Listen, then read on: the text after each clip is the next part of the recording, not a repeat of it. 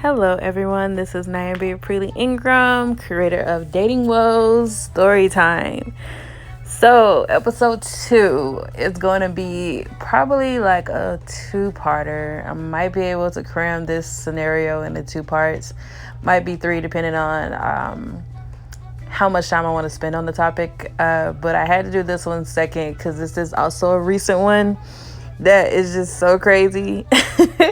I've actually created material off of it for comedy. Like, it's just, this one right here was a kicker. But without further ado, I'm going to get started on it. So this one I'm going to call Gerald.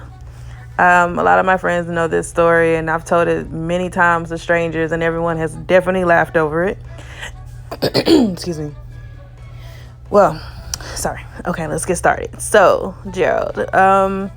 So I frequent on dating sites. I have cousins that have gotten married from DMs and Tinder and things like that. So, I was like, well, let me see. Maybe I might be able to find somebody on these dating places. So I created a couple profiles, and one that I had been on before and had a boyfriend off of before was Tinder.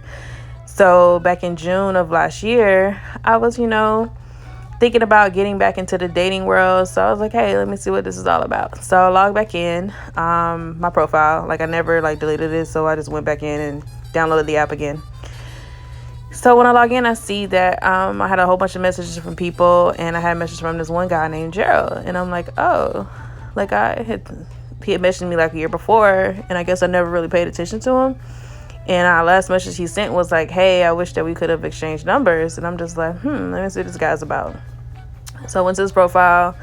He looked like he was at work. He had a lot of cute pictures. And I'm like, oh, he's cute, Let me say hi back to him and see what's going on. So I respond back and say hi. We exchanged numbers, and we began to talk. He seemed like he had a pretty cool, head on his shoulder. He explained to me his job. He said he was a QA engineer. So I was like, okay, quality assurance engineering. I'm like, all right, my dad's an engineer. My sister's an engineer. I have a lot of engineers in my family. I was like, that's a great job to have. I know it provides great income. You need to be college educated for it. So I was like, okay, great. 2 pluses right there. I asked him what school he went to. He said he went to USC. And I was like, okay, great school. I know it costs a lot of money to go there. So I was like, all right, went to a nice little Ivy League type school. I'm like, all right, cool. That's number 2. And then he told me he worked at an app company out in Playa Vista out here in California. And I'm like, okay, nice job working in a nice place. I'm like, all right, cool things. And he said he had no kids. He said he wasn't married. He said he stayed over in Koreatown, which is actually where I stayed. I was like, okay, great. There's a lot of pluses here. So he was like, hey, let's hang out. So I was like, yeah, maybe one day we'll do that. So we talked for a couple weeks, on and off, had a lot of conversations, but mainly through text message. There wasn't a lot on the phone because he was at work most of the time. And when he got off work, I was also doing school and stuff at the time too. So we kind of really couldn't find any time to meet with each other. And then we finally ended up meeting up. We had a good time when we kicked it. Found out he loved roller coasters. So we would go to Six Flags all the time. Found out that he loved movies. So we would go to the movies all the time. We'll hang out. So he liked sushi. He liked restaurants. So I was like, hey, this is the winner here. I was thinking. So then I started noticing a few things. So, with text conversations, how people, might misspell words just from texting too fast. You can overlook a few things. But when you blatantly start typing certain things, I overlooked a few things because I'm just like, maybe it's just, a typo. He's at work. Maybe he's doing voice text or something. I don't know. Because, just an example. So, I knew that about you, or I knew something.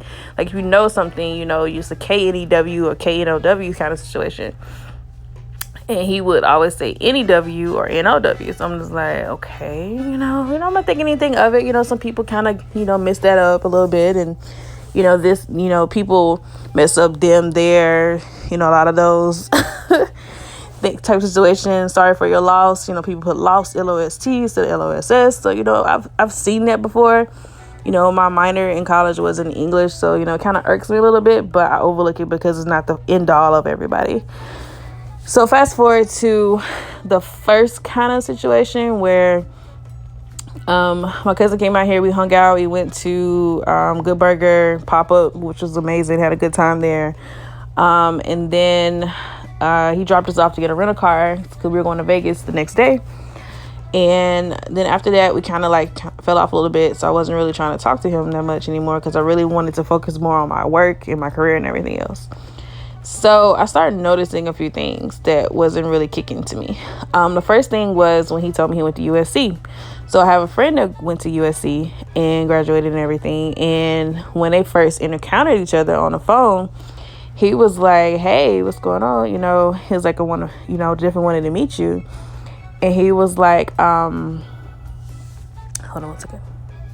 So, USC's chant, I would say, I guess, their school chant is fight on. So, I'm from Alabama, so, they say roll tide, or if war eagle.